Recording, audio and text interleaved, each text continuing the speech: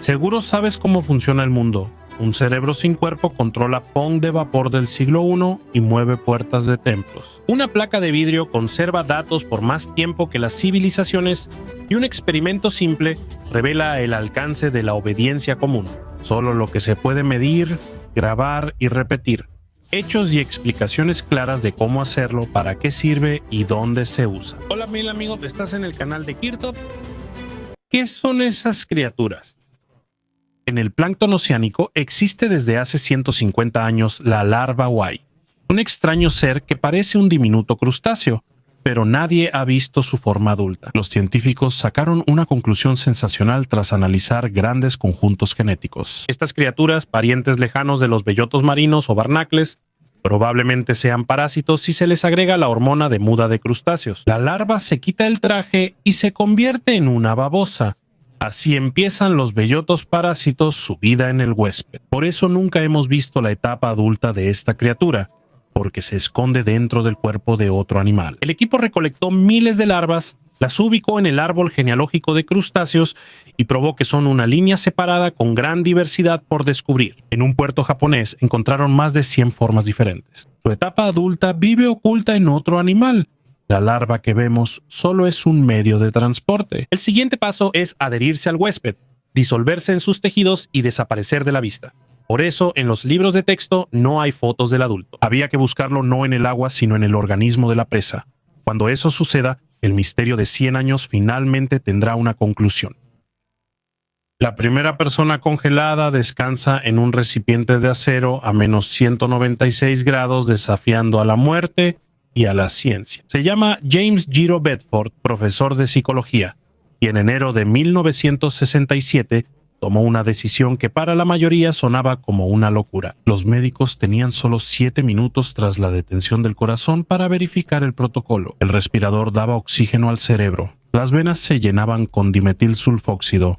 El cuerpo se ponía en hielo seco y luego en un recipiente Dewar con nitrógeno líquido. Desde entonces, su biografía fue un experimento de décadas. No se trata de la inmortalidad de la muerte, sino de un audaz desafío al tiempo. ¿Es posible detener la vida y dónde termina la personalidad? La cápsula de Bedford pasó por varios almacenes, demandas familiares y presión de la aseguradora. Su hijo la llevaba en un remolque. A inicios de los 90, especialistas de Alcor examinaron el cuerpo, cuyo rostro lucía más joven que sus 73 años. Algunas áreas de la piel perdieron color. Las córneas se pusieron blancas por el hielo. Pero en general, la conservación fue mejor de lo esperado, y Bedford fue devuelto a un nuevo recipiente. Hoy está bajo custodia en Scottsdale. Con decenas de criopacientes, la historia sigue. Solo falta el reglamento de almacenamiento y esperar. La criobiología ha avanzado. La congelación tosca fue sustituida por vitrificación.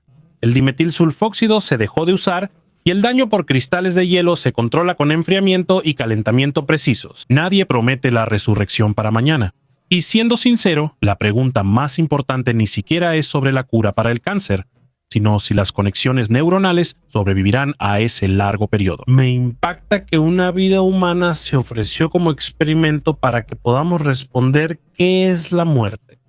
Un interruptor o una larga pausa que se puede rebobinar. Mamá es más importante que comer. En los años 50 y 60, el psicólogo Gary Harlow puso a una cría de macaco rhesus en una jaula con 2 madres. Una era de alambre con biberón de leche. La otra, suave y cubierta de tela, pero sin comida. Parecería obvio. Donde hay comida, ahí está el amor. Las crías casi siempre estaban con la mamá suave y solo iban a la de alambre para comer. Luego volvían a la de tela. La necesidad básica no es solo calorías, también contacto, calor y apoyo. Después, hacían pruebas de miedo poniendo un objeto aterrador en la jaula. El bebé primero se acurruca con la madre y luego explora la habitación igual que un niño. Busca una base antes de explorar por curiosidad. Sin la madre suave, las crías se inmovilizaban, chillaban, se escondían y apenas exploraban. Lo más grave son las consecuencias a largo plazo de esa falta de contacto. Los monitos sin madre ni juego con otros eran retraídos, tenían problemas de comunicación y su crianza se veía afectada. Luego se supo que ciertos problemas podían mitigarse. Aunque recibían mucho contacto y cuidado, aún quedaban huellas de la falta de afecto en la primera infancia. El experimento cambió la visión sobre orfanatos, maternidades y USIN mostrando que el contacto físico es necesario. Así nació el método canguro en neonatología. Madre y bebé juntos con énfasis en el contacto táctil. Tras Harlow, la ética científica endureció los experimentos con animales. El conocimiento no debe dañar a un ser vivo sin necesidad extrema. El regreso del cerebro a la vida. En 2019, un equipo de la Universidad de Delphi obtuvo cerebros de cerdos. Tras el matadero, pasaron 4 horas y las muestras se conectaron a un sistema cerrado, donde bombas hicieron circular lentamente una solución tibia con oxígeno y protectores por los vasos. La tarea era simple en teoría, pero compleja. Mantener el tejido que había cruzado el límite de la muerte. Tras unas horas, los vasos permitieron el flujo de la solución. Las células recuperaron su metabolismo y las neuronas respondieron a estímulos. No es resurrección, no hubo actividad cerebral y se suprimió con medicamentos. Los investigadores no violaron la ética ni buscaron conciencia. La conclusión es clara. La muerte no es instantánea, sino es una serie de etapas. Las funciones individuales se apagan una tras otra, y algunas de ellas resultan ser reversibles si la estructura del tejido no está destruida. En criobiología, lo importante no es solo congelar, sino mantener las conexiones sin hielo ni daños. Mientras mejor se conserve el tejido, mayor la posibilidad de restaurar procesos básicos después. El experimento revela que el proceso de morir es prolongado. Las células resisten y responden a estímulos por un corto tiempo. Si los cristales de hielo no dañan las membranas y el entorno se conserva, las funciones regresan, por lo que conservar el tejido es prioritario, para que después haya algo que reactivar. El poder de la autoridad. Un hombre con bata blanca dice: continúe. Tras la pared, el alumno se queja del corazón y grita: frente a usted hay un panel con un interruptor de 15 a 450 voltios. Una tabla de errores. Usted es el maestro, cada error implica un castigo mayor. Así era el experimento de Stanley Milgram en Yale a principios de los años 60. El voluntario creía que era un estudio de memoria, pero el alumno era un actor. La tarea consistía en ver hasta dónde llegaría una persona común si una figura de autoridad le pide continuar con confianza. El experimento exige que continúe.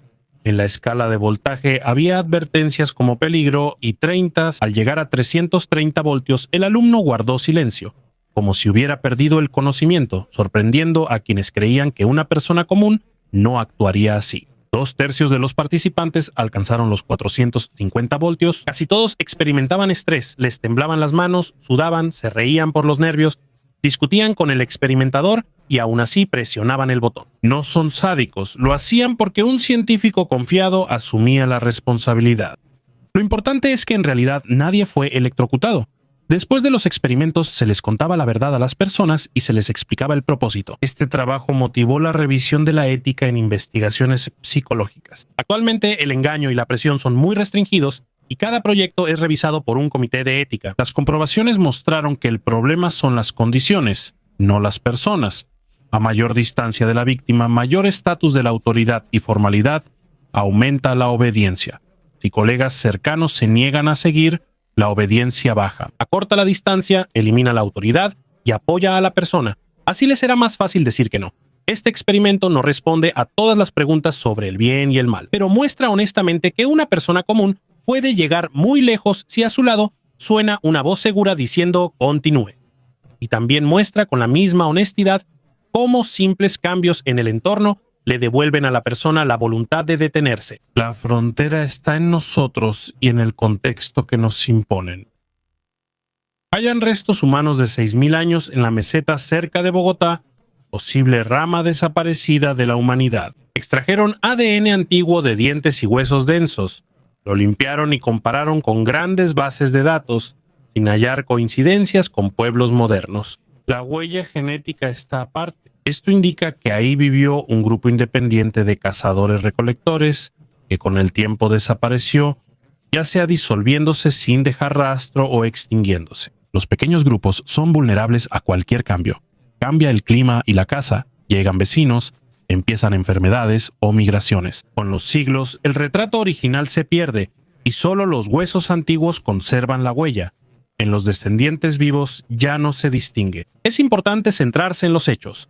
No es cuestión de raza ni de noticias sensacionalistas. sino de que la migración tomó caminos y desenlaces distintos. Para conocer el destino de esta línea, se requieren más muestras de las mismas capas y zonas cercanas.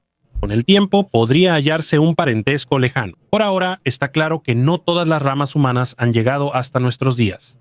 Aquí se logró ver el rastro de personas que ya no existen como grupos separados. En los años 60, Randy Garner, un estudiante de 17 años, quiso saber cuánto puede estar una persona sin dormir y pasó 10 días sin dormir. Empezó como un proyecto para la Feria de Ciencias. Luego participaron especialistas en sueño. Lo mantenían siempre en movimiento y observándolo. Conversaciones, caminatas nocturnas, juegos de mesa, básquetbol, pinball y pruebas de memoria. Primeros 2 días, bostezos, irritabilidad y falta de concentración. Tercer día, habla y coordinación confusas, dificultad para pensar. Cuarto y quinto día, surgieron alucinaciones. Las sombras formaban figuras y el texto desaparecía. Escuchaba cosas inexistentes. Mi reacción era lenta y olvidaba lo que hacía hace un minuto. Entre el sexto y octavo día, mi ánimo variaba mucho y tenía problemas con la lógica, pero seguía haciendo mis actividades normales y podía jugar bien pinball. Para el noveno al 11º día, surgieron microsueños, breves apagones de segundos donde, con los ojos abiertos, el cerebro se desconecta. Se volvía difícil contar, las palabras se mezclaban y aparecían ideas extrañas que se olvidaban de inmediato. Tras el experimento, durmió 14 horas, despertó, comió y durmió otra noche. En unos días, su horario casi se normalizó. Los médicos no detectaron consecuencias graves en ese momento, aunque Garner luego recordó problemas de sueño. El libro Guinness ya no acepta estos récords por ser muy riesgosos. ¿Qué nos enseña esta historia? La falta de sueño afecta rápido la atención, emociones y autocontrol. Luego surgen microsueños y el cerebro se autorregula. Los récords son para los libros. Una noche sin dormir ya cambia a una persona. Primer trasplante de corazón. Diciembre 1967, Ciudad del Cabo. Hospital Groote Schuur. El cirujano Christian Berner se prepara para algo que nadie ha hecho antes. Un trasplante de corazón humano. Luis Bashkansky, de 53 años, padece insuficiencia cardíaca grave y tiene pocas posibilidades. La donante, una joven fallecida en un accidente, fue diagnosticada con muerte cerebral. Tras el consentimiento familiar, el equipo médico entró al quirófano y realizó un procedimiento que parecía ciencia al límite. Empiezan a enfriar el corazón de la donante y lo trasladan al tórax del paciente, suturan los vasos sanguíneos, lo conectan al flujo sanguíneo, retiran las pinzas y el corazón, que hace un minuto yacía en la mesa, da su primer latido en el nuevo cuerpo. Ese momento cambió para siempre los titulares de los periódicos del mundo. Bashkansky vivió 18 días y falleció por neumonía, no por falla cardíaca. Para protegerlo del rechazo, le administraron potentes inmunosupresores, y su organismo no pudo combatir la infección después de unos meses. Philip Leiberg, el segundo paciente, vivió año y medio, un resultado notable para esa época. La operación era posible. El reto principal era controlar la inmunidad y las infecciones. Luego todo dependía de detalles vitales.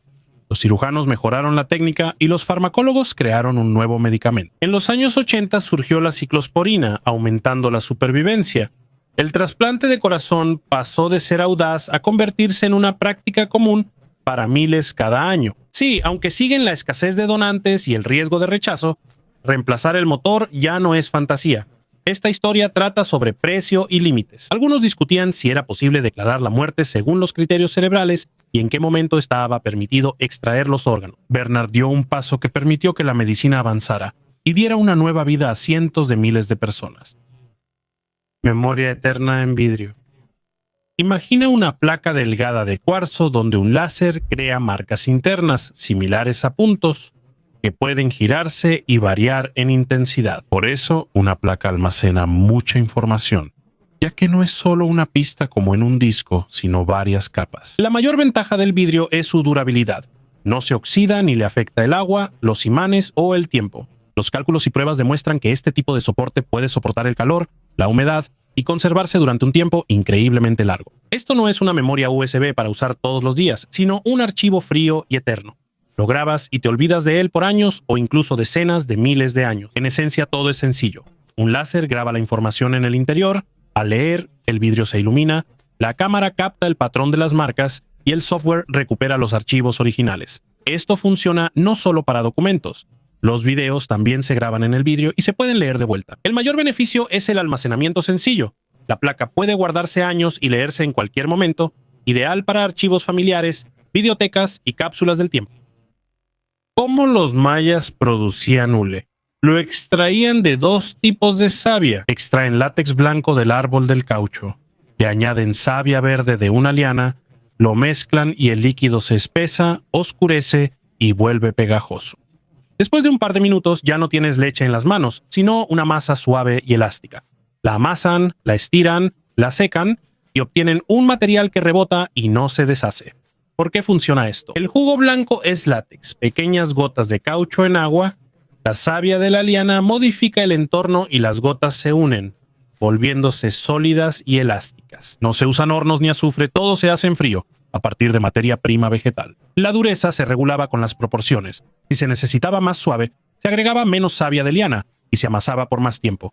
Si se necesitaba una pelota resistente, se añadía más savia y se secaba en capas más gruesas. El maestro literalmente ajustaba el material para la tarea con las manos como si fuera masa. Con esto fabricaban pelotas para el juego, pegamento y sellador para vasijas. Impermeabilizaban canastas y telas y cubrían mangos y sandalias para evitar que resbalaran y duraran más. La goma se moldeaba en lingotes para intercambiar. Era un producto valioso y sobre todo un oficio común. 2 sabias, un palo, algo de experiencia y tenías goma lista, mucho antes de que existiera una fábrica de vulcanización en Europa. La primera chica eco, verano de 1978, Inglaterra. En un hospital común de la ciudad de Oldham nace una niña llamada Louisa Brown, que parece un bebé normal. 2.6 kilogramos, llora fuerte y con energía. Lo inusual fue la forma en que apareció. El óvulo fue fecundado no en el cuerpo de la madre, sino en una placa de laboratorio.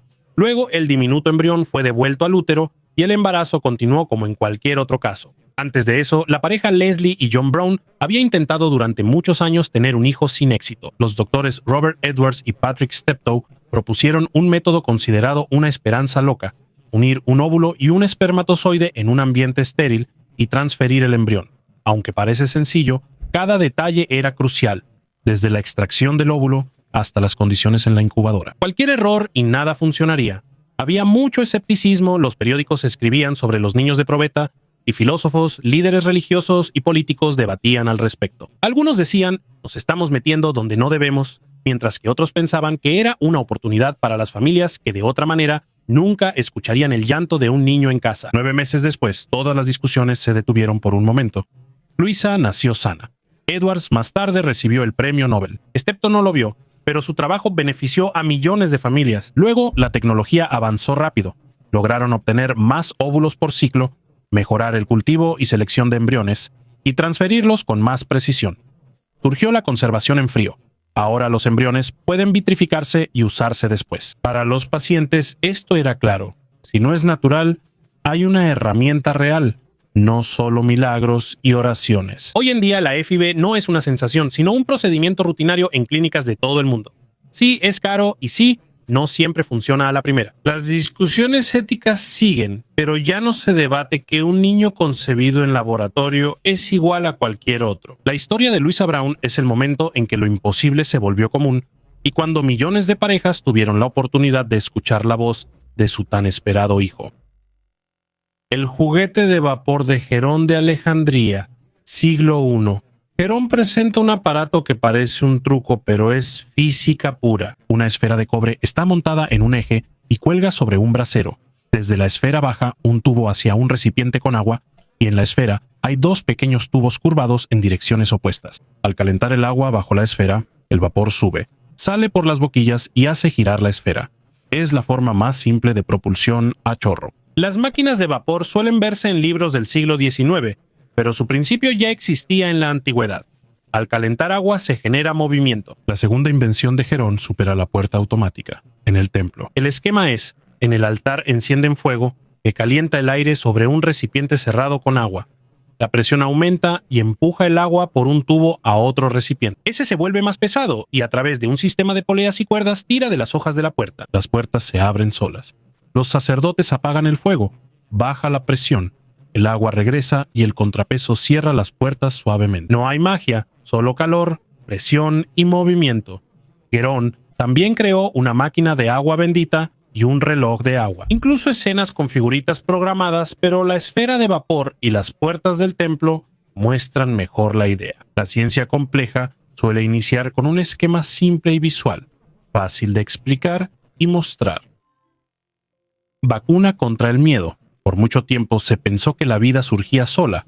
Si el pan tenía moho o la carne se pudría, creían que el moho y los gusanos aparecían espontáneamente. Parecía lógico, ya que nadie veía cómo llegaban ahí los seres invisibles. Pasteur realizó un experimento visual. Hirvió caldo nutritivo en matraces y alargó sus cuellos en forma de cisne para evitar la entrada de microorganismos. El aire entraba libremente, pero el polvo con microbios se quedaba en las curvas y no llegaba al caldo. El caldo seguía limpio por semanas, pero al inclinar el matraz o romper el cuello y mezclar con el polvo, se enturbiaba rápido. La vida no aparece de la nada, sino que llega por el aire con el polvo.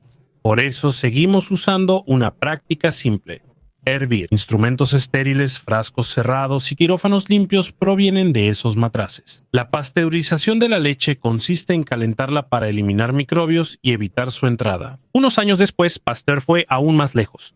Pasó de la limpieza a la protección, buscando una manera de domesticar la enfermedad para el ántrax, el cólera aviar y, lo más importante, la rabia. Debilitó el patógeno y aplicó vacunas para que el sistema inmune aprendiera a combatirlo. La rabia se volvió un símbolo en 1885, cuando en París llevaron a Joseph Meister, un niño de 9 años mordido por un perro rabioso. En ese entonces, eso casi siempre terminaba en muerte, y con mucho sufrimiento.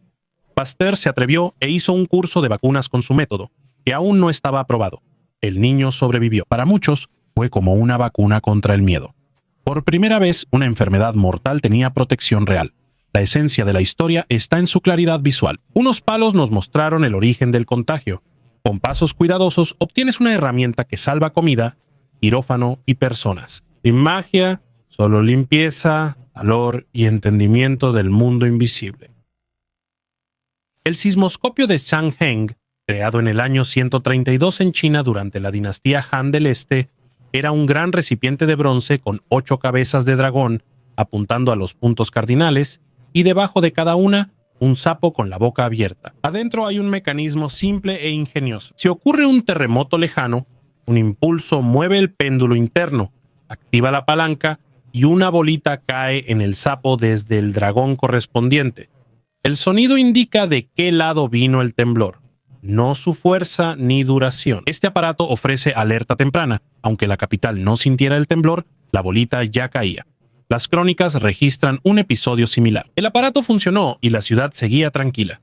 Días después llegó un mensaje de un grave terremoto en la provincia occidental. Para gobernar el imperio, convenía saber dónde había destrucción, a quién pedir informes y dónde enviar ayuda. Los terremotos son ondas elásticas en el suelo y aire, aunque no se perciban. Un péndulo oscila en el recipiente. La técnica transforma su desplazamiento en el movimiento de una palanca. El fijador libera una bolita y así se indica la dirección. Esto es un señalizador, no un registrador. En su época fue un gran avance. Un fenómeno natural se convirtió en acciones mecánicas simples. Las reconstrucciones actuales demuestran que la idea funciona. Al acortar o hacer más pesado el péndulo, cambia la sensibilidad. Las palancas determinan 8 direcciones. Pudieron usar más sectores, pero 8 bastaban para orientar la mirada en el mapa. Todo el mundo está representado en él. Antes de los clavos, las casas se armaban como rompecabezas, troncos con unión de cola de Milano, tablas con espigas y ranuras. Cada unión tomaba tiempo y precisión. El clavo aceleró la construcción. Un golpe fija la pieza, 10 arman la pared. La historia inicia en la antigua Roma, donde aprendieron a fundir hierro en masa y moldear sujetadores, en vez de tallarlos en madera. Hasta finales del siglo XVIII, en Europa, los clavos se forjaban a mano. El herrero calentaba una varilla, martillaba, formaba la punta, cortaba la cabeza y separaba la pieza. Los clavos tenían diferentes tamaños y usos, desde techos hasta barcos, y cada uno representaba un costo adicional. La revolución fue a finales del siglo XVIII y principios del XIX, cuando surgieron máquinas que cortaban tiras de hierro y formaban la cabeza de un solo golpe. Los clavos se hicieron más baratos y masivos, vendiéndose por sacos en vez de piezas. Luego llegó el acero producido por el método Bessemer, en lugar del hierro forjado suave, un material resistente y homogéneo. El clavo se convirtió en una pieza estándar para cualquier constructor, y junto a él apareció el tornillo, para cuando se necesitaba sujetar con más fuerza y tener la posibilidad de desmontar. Suena simple, pero a través del clavo podemos ver el desarrollo de épocas enteras. Los arqueólogos diferencian uno hecho a mano en el siglo XVII de otro de fábrica del XIX por la cabeza. El óxido revela una antigua reparación del techo, y los distintos clavos en la pared muestran que la casa se amplió por generaciones. El clavo no sustituyó técnicas antiguas. Un buen carpintero usa una espiga seca, donde la madera debe moverse sin romperse, y un clavo donde importa la rapidez y rigidez. Un monstruo oceánico misterioso habita mares fríos y templados, la medusa. La melena de león es una enorme cúpula rojiza con una cascada de hilos finos. Las mediciones de diferentes años muestran un panorama similar. En los ejemplares grandes, los tentáculos alcanzan entre 30 y 37 metros y el peso de algunos gigantes se estima en hasta 1 tonelada. Los hilos se agrupan en 8 abanicos con cientos de filamentos urticantes cada uno. Esta cortina es una trampa para peces y medusas. Esto implica riesgo de quemaduras dolorosas para las personas. Aunque la cúpula esté lejos, su nombre no es casualidad. Parece una melena espesa alrededor de la campana. No solo asustan, también son redes. La medusa atrapa plancton, peces pequeños y a veces a otras medusas. Con agua cálida y alimento abundante, estos seres se acercan más a la costa. El contacto deja marcas de quemaduras en la piel. Aunque los casos mortales son raros, las experiencias impresionan. Titus, la mayor medusa, sigue generando debate. Unos citan un ejemplar gigante del siglo XIX en Nueva Inglaterra, mientras otros cuestionan las mediciones y mencionan otra medusa. Nomura, de los mares amarillo y del este de China, miden unos 2 metros de diámetro y pesan cientos de kilos. Cuando llegan en masa, lo obstruyen todo. En las redes no hay peces, solo medusas. En el otro extremo está la diminuta Irukandji, cuyo domo mide solo unos pocos centímetros, pero su toxina, en un encuentro desafortunado, puede llevar a un adulto a cuidados intensivos. La medusa melena de león no es un monstruo, sino parte del ecosistema marino. Es alimento de tortugas laúd y peces grandes, y controla alevines y plancton. El riesgo de encuentros sube en años cálidos y floraciones masivas. En esos casos, sigue las advertencias de la Guardia Costera y evita bucear sin neopreno. La magia de las palabras sobre el futuro. ¿Escuchan la diferencia entre mañana llueve y mañana lloverá? En la primera opción, el futuro suena como parte del panorama actual. En la segunda, como algo que sucederá después. El inglés prefiere la opción will rain tomorrow. El alemán suele usar morgen regnet es. En chino no hay tiempo futuro separado. Se indica con palabras, marcas y contexto. Un detalle gramatical puede ser útil. En algunos idiomas, el mañana está junto al hoy, en otros lo separan. ¿Para qué saber esto si no eres lingüista? A los economistas conductuales les gusta notar que en idiomas con un futuro suave, las personas suelen ahorrar, tener seguros y cuidar su educación y salud. No es por una fórmula mágica, sino porque el cerebro decide más fácil. Hago algo para mañana, aunque mañana suene cercano. No es causalidad estricta. La cultura, ingresos, familia y política influyen por igual. Esta relación es notable y útil en la vida diaria. ¿Cómo aplicarlo? Habla con precisión. Di, en octubre ahorro el 10%. En vez de algún día ahorraré. Mejor. El miércoles corro 3 kilómetros que debería correr. No digas después de las fiestas estudiaré. Mejor. El domingo a las 6 hago la lección. Si el idioma no es excusa, crear el hábito es más fácil. Y este es uno de esos raros casos en los que cambiar la forma de expresarlo realmente transforma la acción. De un algún día vago, se convierte en un paso concreto en el calendario. Los científicos no están completamente de acuerdo sobre qué es primero, el idioma o el hábito. Algunos estudios muestran que el idioma influye aún considerando ingresos y valores. En otros, solo refleja esos factores. Una conclusión práctica. Una formulación clara facilita actuar. Dices, en octubre aparto el 10% y el paso es real. Una mala noticia para creyentes. La sábana santa de Turín es una tela de lino con la imagen de un cuerpo y rostro humano. Las referencias confiables más antiguas son de mediados del siglo XIV y está vinculada con Geoffroy de Charny y las exhibiciones en Lirey, Champaña. Ya en esa época desconfiaban de ella. El obispo de Troyes decía que la imagen era obra humana. En los años 1988-1989 se enviaron muestras del lino a 3 laboratorios independientes, Arizona, Oxford y Zurich, para un análisis de radiocarbono. Se obtuvo un intervalo de 1260 a 1390, el mismo periodo en que la sábana santa aparece en las fuentes. Se analizaron aparte las objeciones populares, el parche de tela reciente, la contaminación tras el incendio de 1532, la influencia del monóxido de carbono, entre otras. Las verificaciones no justificaron cambiar la datación. Recientemente, otro texto del siglo XIV fue introducido en el ámbito científico. Nicole Orem, científica francesa, cita la sábana de Lirey como falsificación en su tratado y sugiere usar criterios comunes para casos similares. Independencia de testigos y acuerdos sobre causas naturales muestran que el escepticismo existía desde las primeras exhibiciones. Tenemos fuentes y datos de laboratorio que indican un origen medieval de la tela e imagen. Esto no niega la importancia cultural y religiosa del objeto para los creyentes, pero dentro del marco de la verificación de hechos, la conclusión sobre la datación y los documentos es simple. La sábana santa es un producto de la Edad Media y de ninguna manera tiene 2000 años. Un cerebro artificial juega tenis. Laboratorios conectaron neuronas cultivadas al antiguo juego Pong. En la mesa hay una matriz plana de electrodos con 800.000 neuronas humanas y de ratón, no una computadora. Los electrodos laterales le indican a la red la ubicación y cercanía de la pelota a la paleta, y otros reciben la orden de moverla arriba o abajo. Si la pelota se va de largo, la red recibe una señal caótica. Si la atrapa, recibe un estímulo breve y predecible. Las neuronas reciben el objetivo de reducir el caos y acertar más. Tras unos minutos, el cultivo supera a un jugador al azar. No es una inteligencia milagrosa ni un cerebro en un frasco. La red solo aprende a reconocer patrones y responder adecuadamente. Hay errores, pero hay más aciertos que con movimientos aleatorios. Este banco de pruebas controlado permite ver de inmediato cómo una sustancia cambia el comportamiento neuronal. Se administra una gota y, según aciertos, tiempo y estabilidad de la señal, se sabe si mejoró o empeoró. Igual pasa con toxinas, alcohol, nicotina o anestésico. El efecto se ve en minutos en un gráfico. Este banco de pruebas ayuda a ajustar prótesis y neurointerfaces con precisión. El tejido vivo responde distinto al ruido y retrasos que un modelo computarizado, y eso se detecta en tiempo real. No es conciencia ni un cerebro en un frasco, aquí no hay sentimientos. Una capa de neuronas sobre una matriz de electrodos aprende a mover la raqueta con una señal. El valor está en el control. Se pueden complicar las reglas, agregar entradas, cambiar la recompensa y medir el resultado cada segundo. Precisión, velocidad, estabilidad. Ya no es solo un píxel, sino un objeto real.